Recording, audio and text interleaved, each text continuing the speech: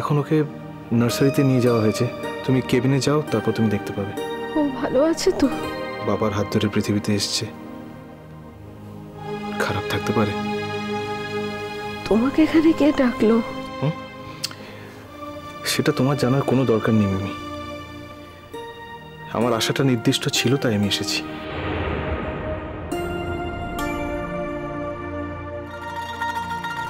এখন বাড়ি যাও। আজ তো তোমার একটা বিশেষ দিন। ঠিকই বলেছ,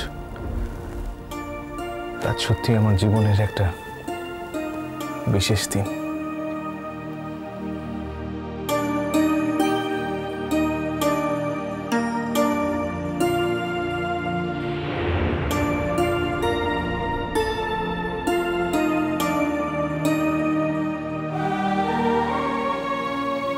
এই দিনটা না এলে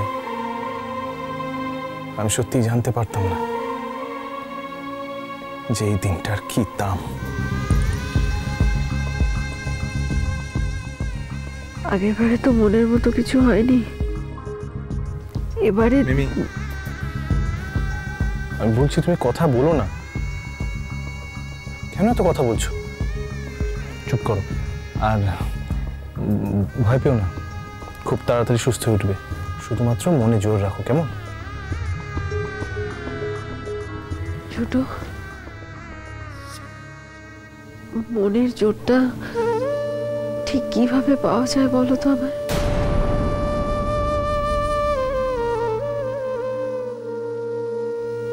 জীবনে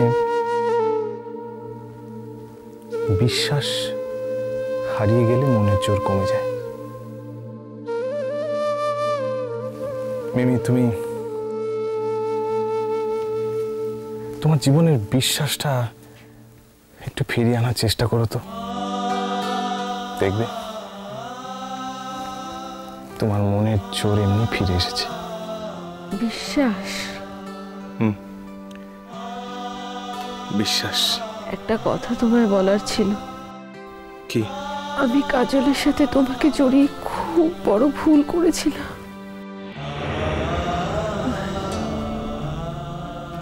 না মানে কাজলের সাথে যদি তোমার সম্পর্ক থাকতো তাহলে তো আজকে আর অন্য কারোর সাথে তোমার আশীর্বাদ হতে পারতো না।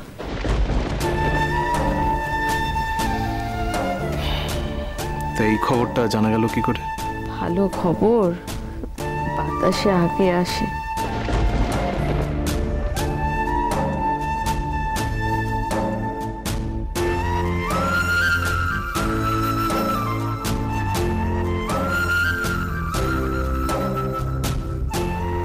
স্যার, হ্যাঁ, পেশেন্টকে 3 নম্বর কেবিনে নিয়ে যাই। হ্যাঁ, ব্যবস্থা করুন। ঠিক আছে।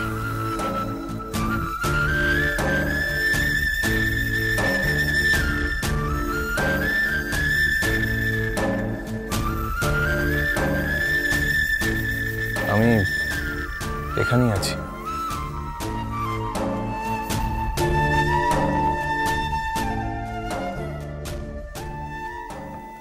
আজ রাত 10টা পর্যন্ত আমার এখানে ডিউটি।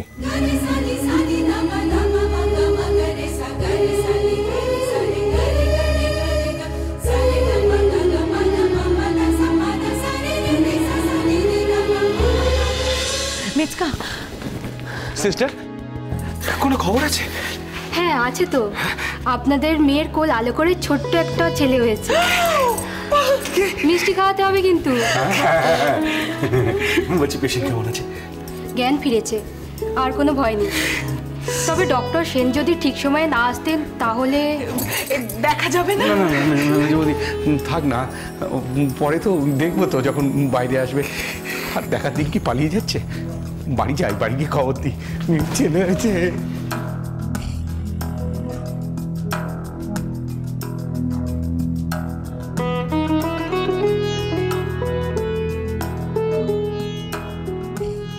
বাচ্চা তো অপারেশন করে বার করলো, তবে যে শুনছিলাম আজ তার আশীর্বাদ হয়ে গেছে নাকি নাকি সেটাও ক্যান্সেল হয়ে গেল। হে ভগবান, আবার দেবাদেবীর ভাব হয়ে যাবে না তো? এই যে তীরে এসে তরি ডুবলো দেখতে পাচ্ছি। উফ।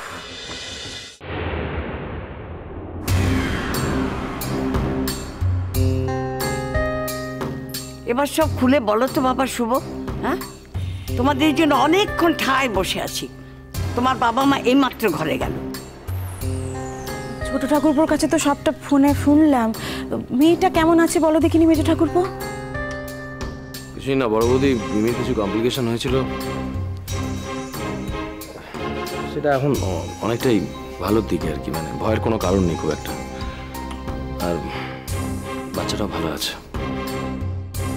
কিন্তু শুভদা, তাহলে মেজদি, তোমার ভাই, ওরা এখনো কেউ ফিরছে না কেন বলো তো? তারা তো আর মেয়ের জন্য শুধু বসে নেই। মিনু, তুমি তো খুব ভালো করে জানো যে কোনো সময় গেলে মেয়েকে দেখতে দেওয়া যায় না। হসপিটাল তো, টাইম আছে তো তাদের।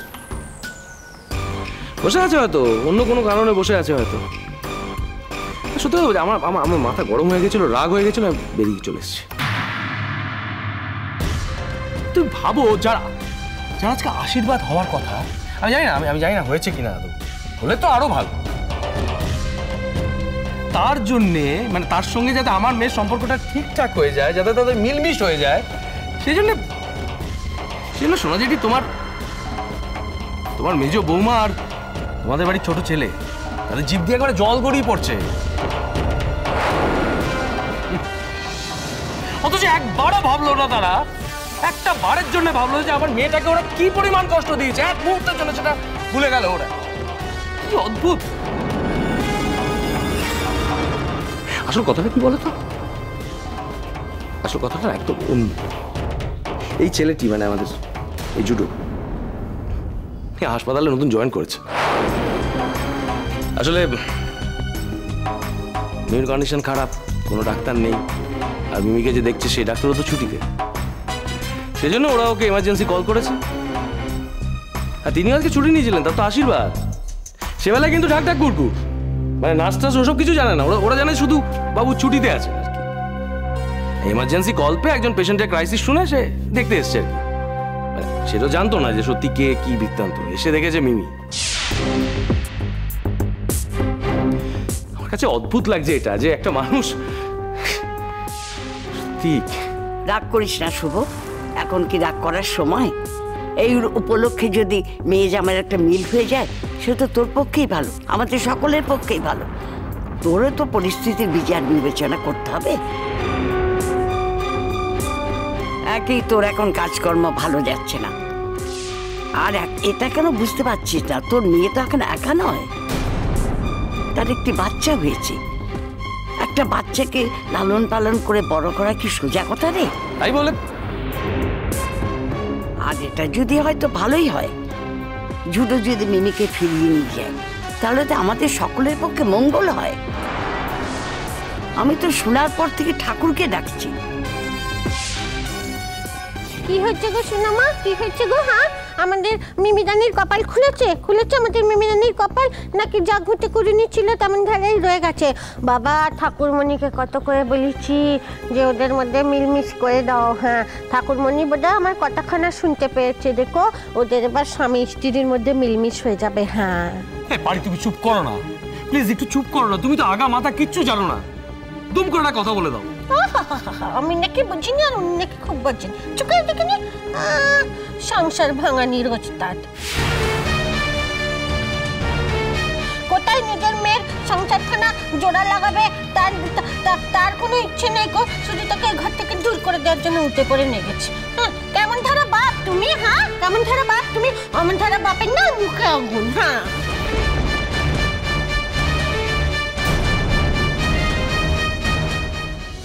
আমি চিনি মানে